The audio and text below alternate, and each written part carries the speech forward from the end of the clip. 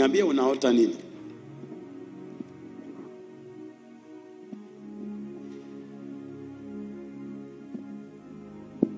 Pastor, nilikuwa naota nachukuliwa kwa makaburi. Ni mazito, uwezi ukasema. Ndio Pastor. Unachukuliwa na makaburi? Nazungushwa huko. Unazungushwa kwa makaburi? Alafu Pastor, nafika naota niko kwa field kubwa. Nachukuliwa kwa field kubwa. Kwa nini kubwa? Field kubwa. Unapelekwa kwa field kubwa? Yeah. Baada ya kuzungushwa kwa makaburi? Ndio. Yes. Ninakaa huko juu, alafu naona watu wamevaa nguo za black kutoka juu hadi chini. Msivende vitu black. Watu wamevaa nguo za black. Unaona mtu amevaa nguo ya black hapo kwa field? Yeah. Anakuambia nini? Na kutoka chini kuna mtu. Ha? Na kutoka chini kulikuwa na mtu. Kutoka chini kuna mtu.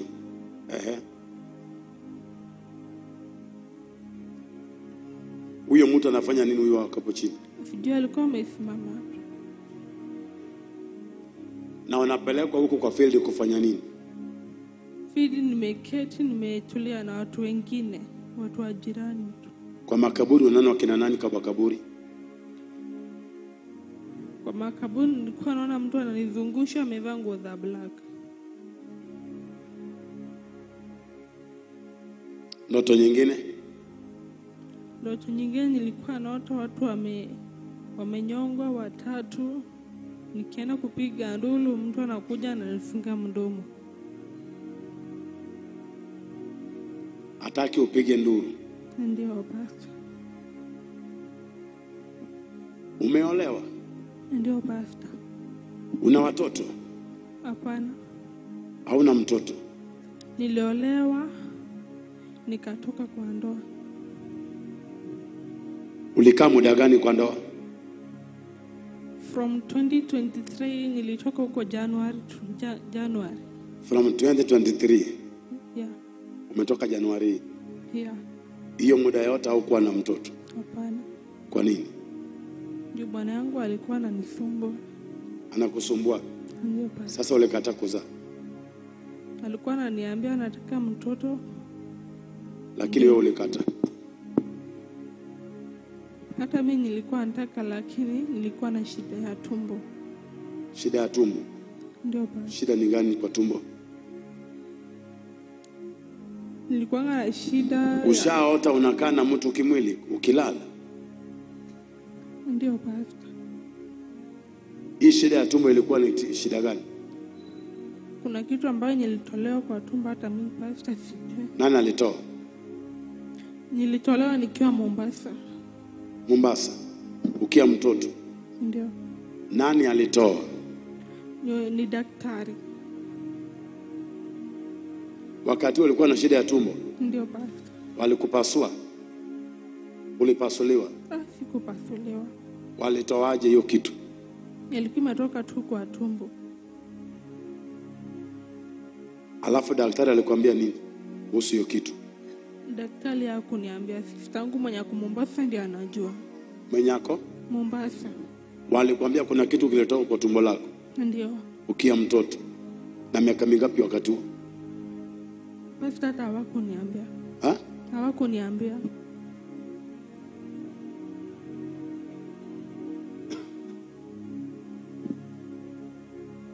So sasa ukiolewa uwezi ukazaa? Ndio Pastor, but wananiambia nikitafuta dawa nikikunywa ndio ndashika mimba. Wanakuambia okay? Nikitafuta dawa ya kushika mimba. Ukiwekewa dawa ya kushika mimba? Ndio. Utashika mimba? Ukiwekewa dawa? Ndio, lakini ukikaa na bwanako utashika? Pastor, hata mimi sielewi. Hata mimi sielewi. Juu ananiambia nitafute dawa ya kushika mimba ndio nitashika. Mamako aliyekuzaa bado yuko? Yupo. Anajua hiyo story? Anaijua ndio. Ako Mombasa? Hapana, huko Kisii.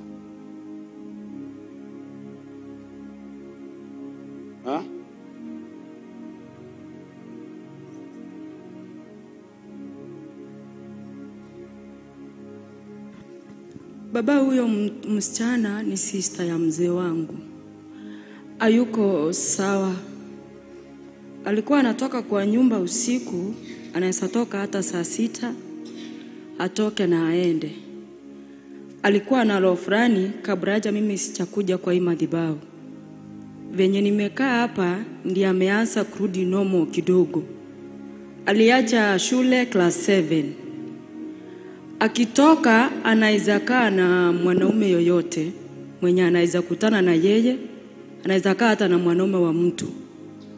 Sasa wakati niliongea na mama mkwe, alisema jina walimuita in-laws ndio mbaya, hiyo mama alikuwa anatoka. Sasa saa hii anasema ameoleka, lakini hatujui huyo mume. Wanasema eti ni bwana ya mtu, anaishi town. Amekuja juzi ndio Monday nilimuongelesha, nikamwambia akuje church, unaweza msaidia. Hiyo story anasema ya mimba, alishika mimba juu alikuwa anatoka anatembea kwa barabara, ndio nikakuja kusikia eti sister yake huyo mwenye ako Mombasa alimbeba akamchukua eti akatolewa. Sasa venye ilitoka ndio sijui. Mimba ilitolewa. Alisema eti alipelekwa daktari akatoa. Because alikaa na watu barabarani. Anakaanga tu. Hii mwaka moja nimekaa hapa ndiye ameacha kukaa, anakaanga tu na kila mtu.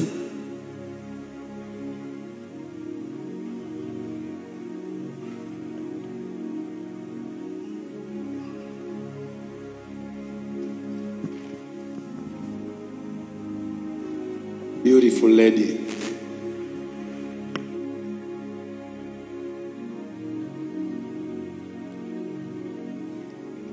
Hiyo sura kila mmoja anakaa naye kimwili, hiyo sura.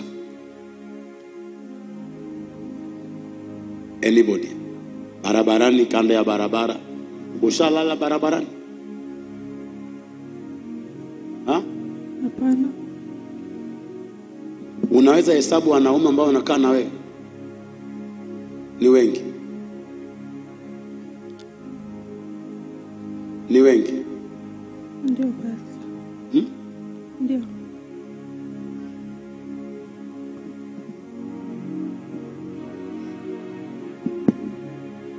Naomba nifundishe kitu dakika kidogo. Nitamuombea saa hii. Bwana sifiwe. Kulikuwa na mtu anaitwa Abraham.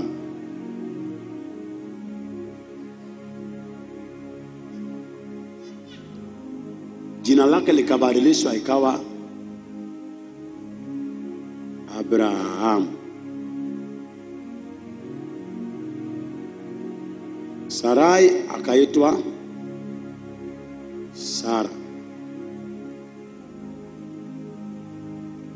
Jacob akaitwa Israel. Petero akaitwa Rock.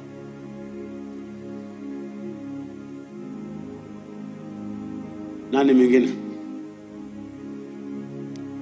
Saul akaitwa Paul.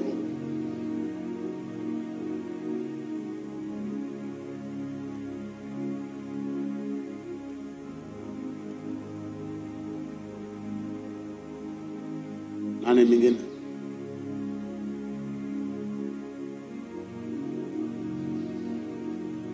Watu wote walikuwa na kasoro na haya majina. Before God make you what he wants you to be, he must change your name. Amen. Manake haya majina yote unayoona, kuna roho iko ndani ya haya majina. Abraham ni tasa. Sara tasa. Jacob laana.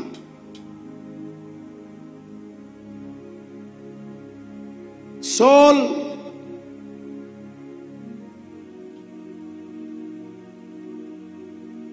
ni muuaji.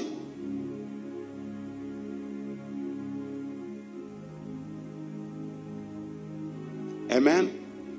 Peter mwongo.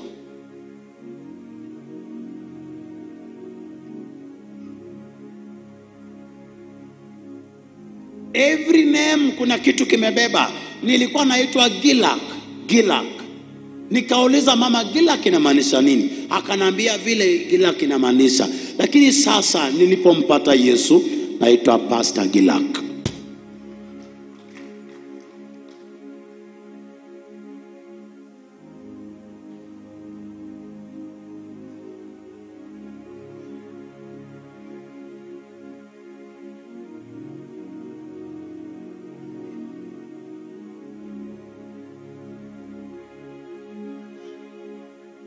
Amen.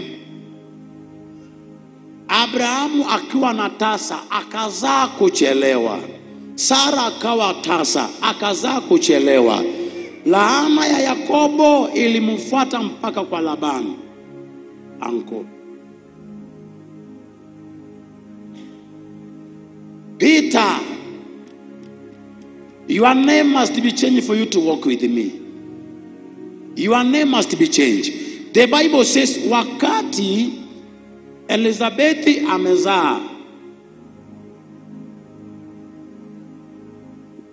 amezaa nani? John. Bwana sifiwe. Alipozaa akatamani kutaja mtoto Zakaria. Ili jina Zakaria hauwezi ukaleta ukombozi. Hauwezi ukabatiza Yesu na jina la Zakaria. Because mtoto ambaye Elizabeth anazaa anazaliwa with a purpose. Kwamba Yesu akikomaa huyo mtoto atambatiza nani? Yesu. So jina Zakaria ni jina la kijiji. Alipewa na familia. So huwezi ukaanza na jina la familia kwa Yesu Kristo na kumbatiza Yesu. Akaambiwa anaitwa John the Baptist. Na alipokuwa na mtoto, baada ya muda, baada ya some few days, watu wa kijiji wakamuita Elizabeth, wakamuuliza, sasa huyu mtoto tunataka tumtaje jina. Jina lake ni nani? Baba pia kaulizwa, akanyamaza. Alafu watu wa kijiji wakasema anaitwa Zakaria. Elizabeth akasema mtoto wangu anaitwa John the Baptist. Wakamwambia katika familia yetu hatuna mtu anayeitwa John. Hiyo umepata wapi? Akamwambia hii ni ya mbingu. Because this child called John the Baptist ndiye atakuja kubatiza nani? Yesu Kristo. Alipewa roho. Hiyo jina la Zakaria, hiyo ni ya kijiji, akiwa kama damu kwa tumbo la mamake, hilo jina linamsubiri. Lakini kuna mahali amebatizwa.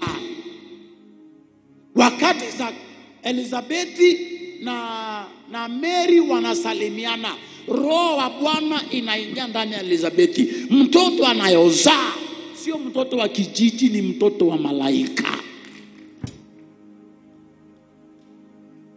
Wakati unapata Roho Mtakatifu, chochote unachokula ni cha kiroho, sio ya kimwili. Jina unalopewa sio jina la zile tabia. That is why watu wengine walikuwa wanaiba, wanafanya usherati, wanaua, walipobatizwa na Roho Mtakatifu, amen, wakabadilika, wanaitwa majina mengine zaidi. Because Jacob akona laana. Esau alimwambia, my brother, umeiba baraka zangu, tutakutana, go. Na akamtajia, siku moja ulindanganya nikakupa dengu, ukanidanganya. Siku nyingine pia ukanidanganya tena. Saa hii umeiba baraka zangu. Haina neno. Tulivurutana tukitoka kwa tumbo la mama, nikakushinda. Ukachukua dengu langu, baada hukuenda na nyota. Tena ukarudi tena ukadanganya baba, ukaenda naye. Na hata kama alidanganya Yakobo, baada hakuenda na chochote. Maana maandiko yanasema saa ilipofika alirudi kwa Esau. Na akaomba Esau msamaha, na Esau akampokea, na akapata Esau akona mali kumliko. Sema amen. Haya majina yote Mungu akamwambia Abraham, sasa kuna wakati ulikuwa tasa, lakini saa hii Abraham usabarikiwa. Jina lako sio Abraham but Abraham. baba la taifa. You are a blessed man. You are not somebody who is barren. You must give birth.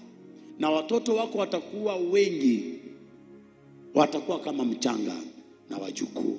Look at the star. Hivyo ndivyo watoto wako watakaa. Abraham, wewe sio jina la tasa tena. Abraham means father of many nations.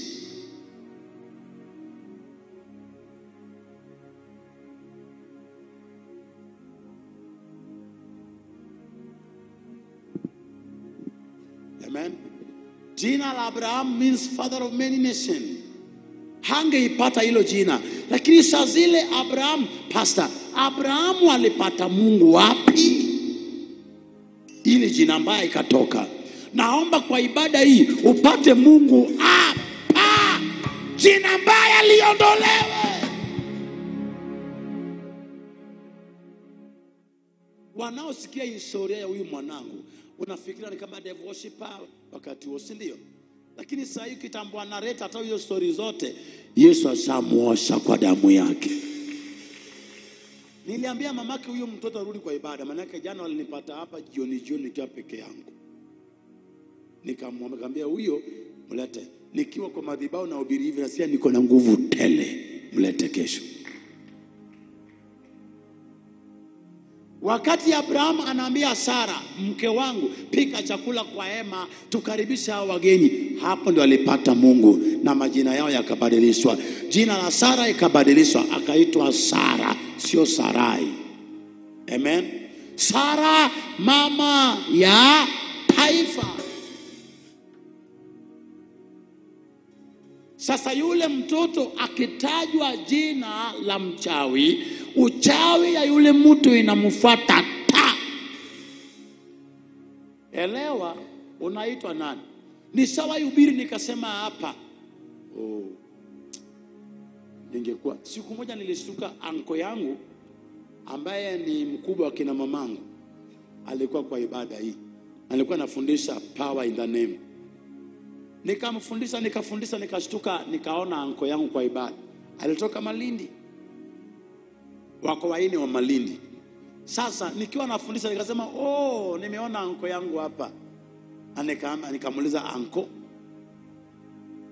dada yake babako anaitwa nani? Akasema anaitwa Esther.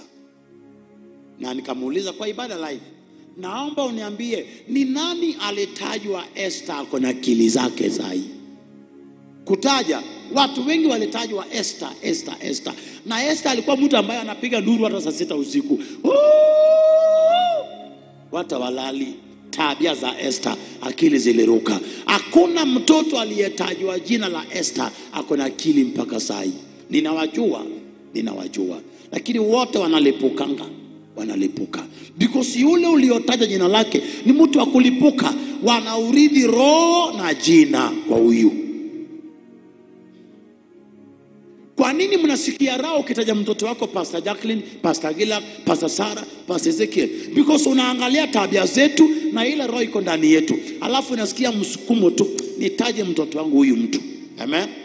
Waliotajwa Raila Kenya hii ni wengi, because wanaona roho of success ndani ya Raila. Akisema tunaenda Kamkunji, watu wanamfuata. Tunaenda Uhuru Park, mnamfuata. Akisema no kwa Brookside. Akisema kata Airtel, watu wanakata Airtel. Hakuna roho ya ufanisi. Haleluya. Hata mimi nikataa Airtel wakati huo. Nilikataa Airtel mbaya. Baba amesema nilikataa. Na gari ya Brookside ikaanguka hapa Mabei, ikaangushwa na watu wakakunywa maziwa hapa Mabei hapa. Nikiona. Because baba amesema kuangusha hiyo lori dakika ngapi? Na Brookside naenda na kuna hata polisi anaenda hapo. Baba amesema.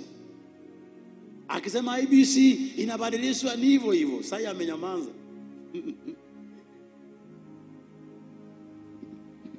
The spirit of success ikiwa juu ya mtu, kila mmoja anatamani wawe huyo. Waliotajwa Obama, tangu mjue Obama ako Amerika, ni wengi Kenya hii. Obama. Wanang'ang'ania ile roho ya Obama. Ukienda kwa kina Uhuru Kenyatta, utapata waliotajwa Uhuru ama Kenyatta wengi, hata hapa Luoland wengi, hata hapa Kisii kuna Kenyatta wengi. Kwa nini mtafute hilo? Huyu mtu alisucceed katika maisha. Naomba Mungu akupe roho of success, the spirit of success. Utasucceed na utafaulu, wewe na watoto pamoja na wajukuu. Amen. Na watu wakikimbilia jina fulani, hilo jina ilikombolewa na iko na mafuta. Paulo alikuwa anaitwa Saul. Saul anapewa barua ya kwenda kuua watu. Assignment. Next Sunday uko Matieko. The coming Sunday uko JCC Mombasa. The another Sunday utakuwa Sitam Nairobi. Sunday nyingine utakuwa Catholic Kisumu. Hivyo anatembea tu, na akifika kwa mlango hawepi, anafunga hiyo mlango na kanisa yote inachomwa na watu ndani. Hiyo ndio kazi ya huyu mtu anaitwa Saul. Saul anapewa assignment ya kuangusha makanisa na kuchoma makanisa pamoja na waamini ndani. Na anasema anaregesha barua, nishamaliza assignment. Alikuwa na wakubwa wanaomtuma waliokuwa against the gospel. Na Saulo akajitokezea akasema, nitumieni mimi hapa. That is why Paulo alipookoka akaandika barua, vitabu kuliko anybody in the Bible. Zile nguvu alizokuwa anatumia kuua watu, sasa akatumia kumaliza shetani. Haleluya.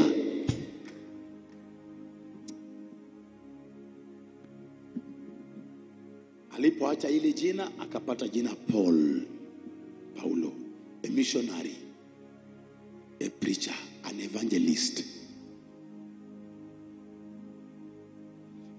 Gilak ni jina ambalo ni ya ulimwengu. Amen. Amen. Saul na Paul almost the same.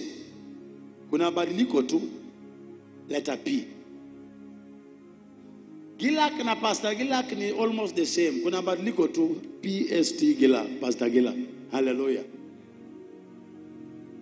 Sara na Sarai ni I imetolewa, wameweka H.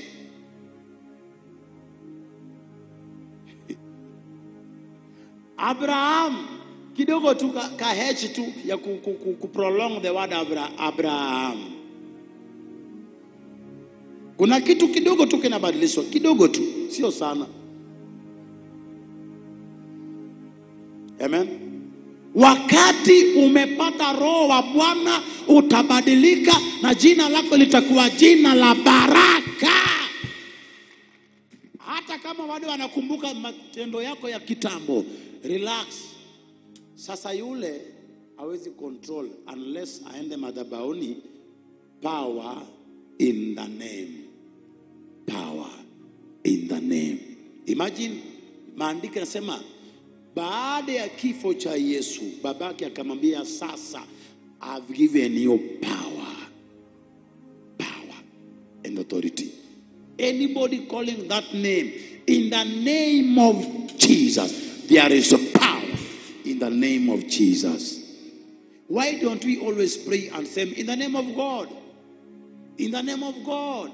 There are so many gods. Amen. Jesus of Nazareth ni ngapi? Moja. Jesus of Nazareth ni ngapi? Moja. Anybody calling that name, hata Waindi, oh Jesus, oh Jesus, Jesus. Anybody anaruka Jesus. Hebu shtua mtu uone barabarani, hata aone nyoka Jesus. Kila mmoja jua kupatika hilo jina liko na power. Naomba nikupe hilo jina hapa, uwe na power. Anayekutishia maisha mwambie, in the name of Jesus, hautaniua. Hiyo silaha back to the sender. Umeelewa? Power in the name. Power in the name of Abraham is barrenness, utasa. Power in the name of Sarai is barrenness, utasa. Walipopata Abrahamu na Sara, wakazaa mtoto anayeitwa Isaka.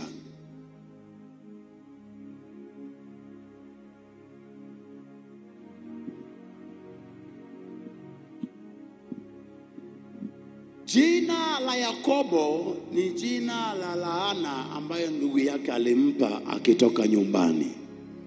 Alifikiria amechukua baraka za baba, kumbe alichukua hakuna kitu.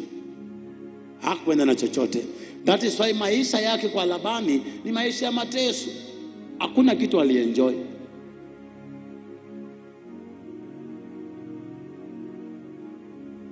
Maisha yake kwa Labani na kudanganywa, miaka 7 uoe, tena miaka 7 nyingine 14 years upate mke mwingine, tena si how many years upate mifugo, na hata chochote ulichopata unakimbiza nazo kwa mlima. Regesha.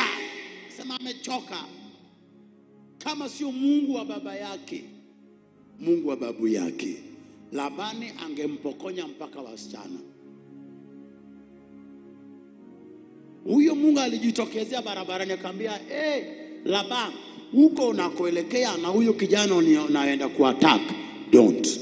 Mwache Yakobo aende kwao. Hakutoka kwa akili zake. Mimi nilimtokezea usiku nikamwambia toka. Kwa hivyo ukimguza umeniguza. Labani akaenda kwa Yakobo akamwambia, Yakobo, bahati yako. Kama sio Mungu wa babu yako na babako aliyenitokezea kwa barabara, ningekuwa.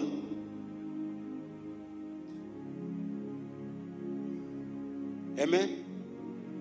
Bado hakuna laana na vita. Laana na vita. Labani alipotoka, alafu Yakobo akatuma vitu, pelekeni nyumbani, na kabaki peke yake barabarani. Malaika akamtembelea, akamwambia, ili jina la Yakobo ukirudi nayo kwa ndugu yako mutapiga na vibaya. For you to have the glory, I must change your name. Ili upate kibali kwa ndugu yako, lazima ni ibadilisha jina lako. Ndugu yako akikuona aone mtu mwingine tofauti. Na wafundisha tamu kweli. Simunipiga hata makofi jamani. Ningeketi chini nisikie mafundisho hata mimi. Baada ya mafundisho utaelewa. Kuna mtu kwa TV anapata habari. Anapata habari. Amen. Because Mungu akamwambia Yakobo, toka. Nenda kwa shamba la babako. Toka kwa Labani. Hapa kuna kitu utapata. Lakini mimi Mungu najua ukiwa njiani, I will change your life and your story and your name.